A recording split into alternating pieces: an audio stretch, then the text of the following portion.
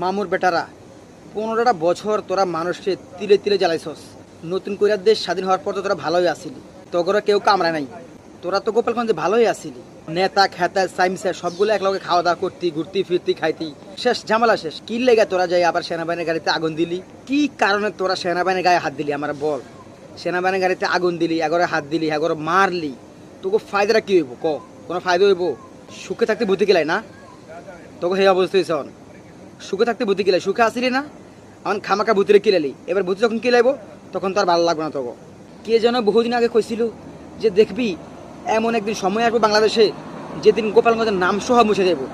এখন তোরা সেই ঘটনায় বাস্তবায়ন করবি। তোরা তোরা আজকে সেনাবাহিনীর গায়ে হাত দিয়ে যে ভুলটা তোরা করলি, নিজের পায়ে তোরা নিজে কুড়াল মারলি, এখানে কারো দোষ নাই।